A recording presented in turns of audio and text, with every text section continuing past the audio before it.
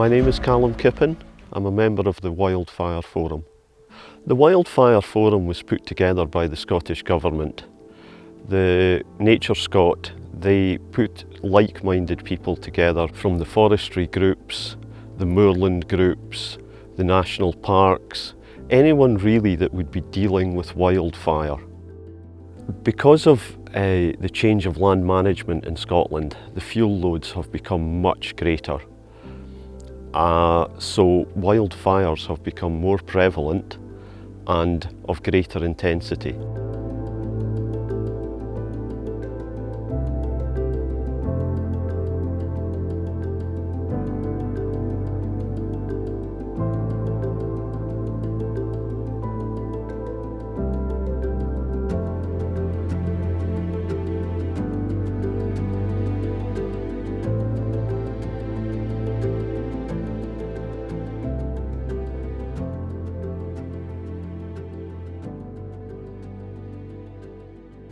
If you are in the national park, then there has been a big upturn in the amount of visitor numbers, the changes in legislation where the visitors now can go anywhere they want, they can wild camp, they light fires, and because of the fuel load now within certain areas, it has the wildfires, when they do occur, can be very, very devastating.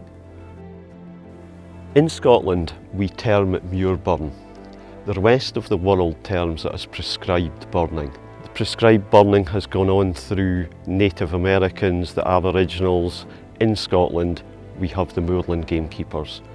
We've had fire in Scotland and the north of England for over 150 years, burning for grouse. But this, the Wildfire Forum group, it's not about grouse.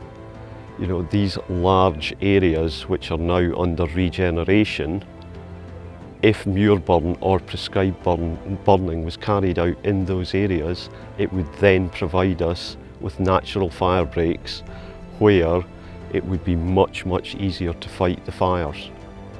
You know, the relationship now between the fire brigade and the moorland keepers is probably the strongest it's ever been. We work together on training days. We advise on what sort of equipment to buy and use.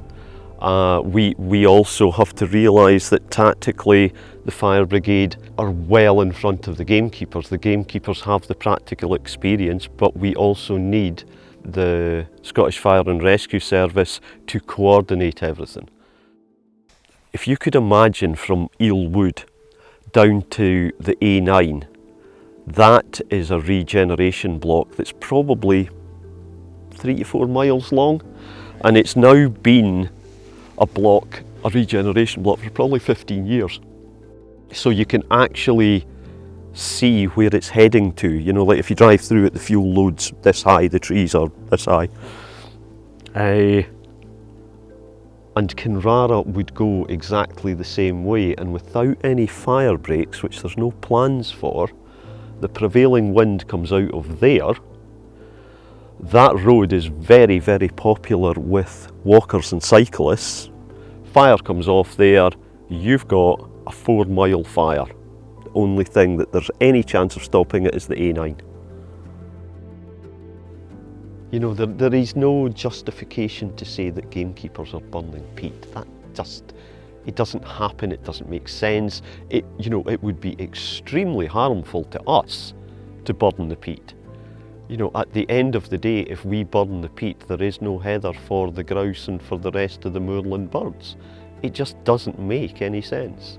And I mean, the problem we have with these large fuel loads is when the fire happens, which is inevitable, then the peat is burnt, everything is burnt, there is nothing left.